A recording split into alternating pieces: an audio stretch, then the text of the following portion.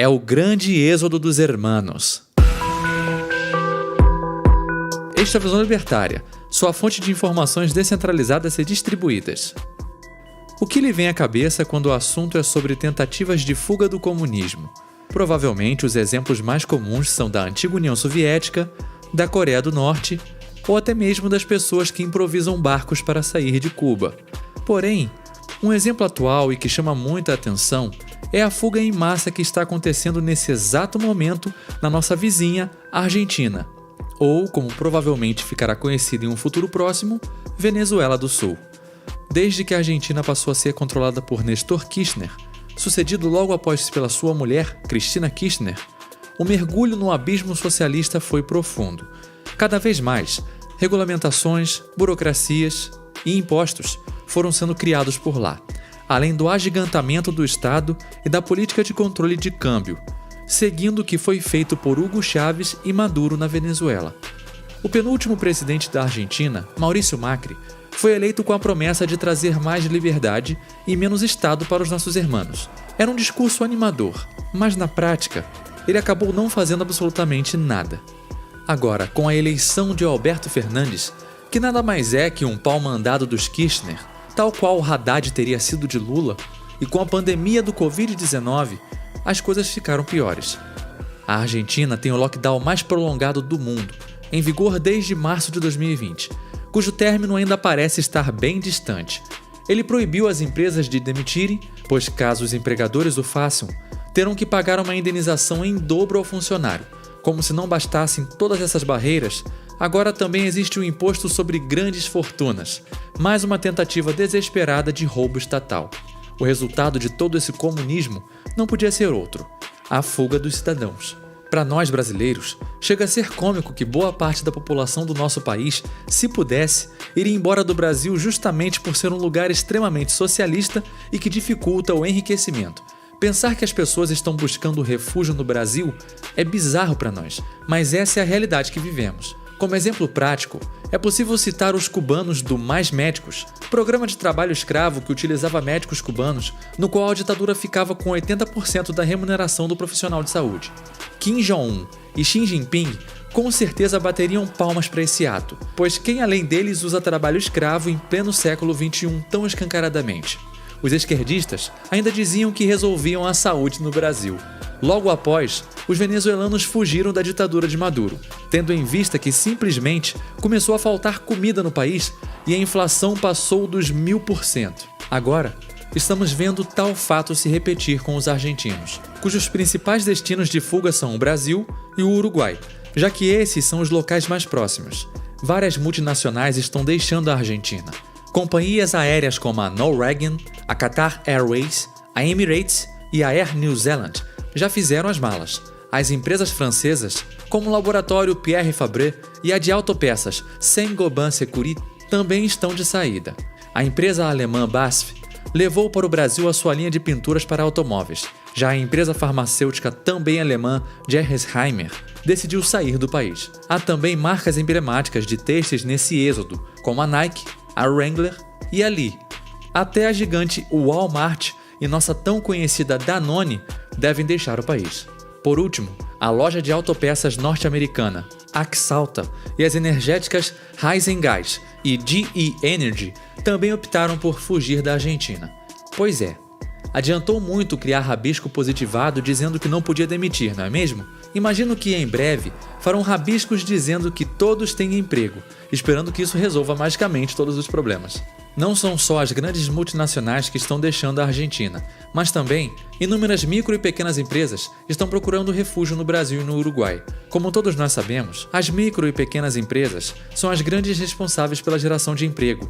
Para se ter ideia, é estimado que no Brasil, em torno de 72% de todos os postos de trabalho são gerados justamente por elas. Portanto, é assustador pensar quão ainda mais argentinos ficarão desempregados por culpa exclusiva da máfia estatal liderada por Alberto Fernandes. Pior ainda para a máfia é que não adianta tentar criar algo como o Muro de Berlim, cujo único objetivo era exatamente esse: impedir a fuga da Alemanha Oriental comunista para o lado capitalista. Além de não ter recursos para isso, a maior parte da fronteira entre a Argentina e o Uruguai é marítima. sendo muito fácil para qualquer um pegar um barco e atravessar para o outro lado. Apenas para se ter ideia, entre 1950 e 1961, quando o Muro de Berlim foi construído, estima-se que cerca de 3,5 milhões de alemães fugiram para o lado capitalista. É claro que esse número caiu drasticamente após a criação do muro e com o endurecimento da vigilância nas fronteiras. Qualquer semelhança com um presídio não é mera coincidência, pois esse sistema que impedia a fuga das pessoas do comunismo deixava qualquer prisão de segurança máxima no chinelo. Para escapar desse inferno, era necessário passar por um campo minado, algo que dificultava ainda mais o processo. Mesmo se o fugitivo conseguisse não ser explodido por uma mina, os guardas que faziam a segurança tinham permissão de atirar para matar. Um caso impressionante ocorreu em 5 de outubro de 1964, quando um grupo de cerca de 57 pessoas conseguiu cavar um túnel para o outro lado e fugir, sendo que este foi apenas um dos casos de fuga coletiva através de túneis. É tão curioso como é comum escutarmos a história de que o patrão que explora os trabalhadores, onde a CLT é tida como a grande responsável por garantir que condições análogas à escravidão não existam.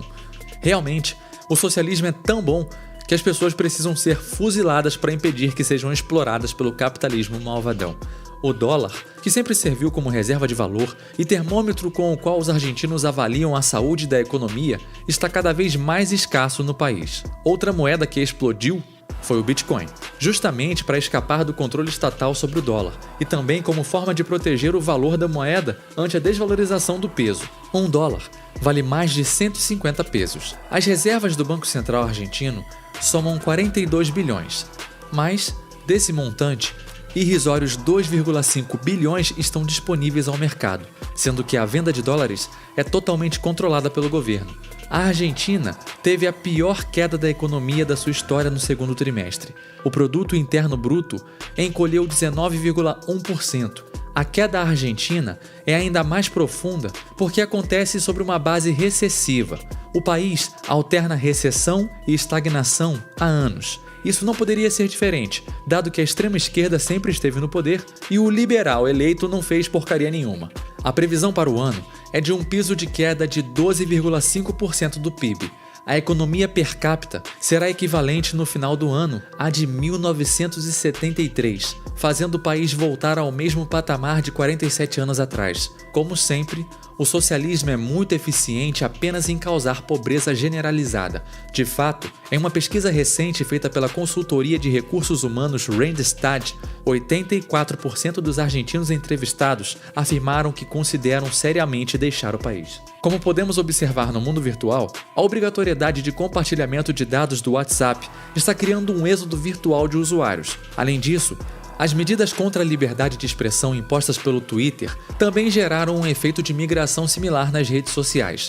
Não importa se o socialismo é no mundo real ou virtual, ele sempre irá fazer com que as pessoas fujam dele, pois ele é, antes de tudo, algo não natural. As trocas voluntárias e a liberdade é que são. Por mais que na história humana o Estado exista há bastante tempo, isso não o torna algo natural em nossa espécie, pois nada mais é que uma imposição pela força. Tal qual cães já existiam antes das coleiras, nós já existimos antes do Estado.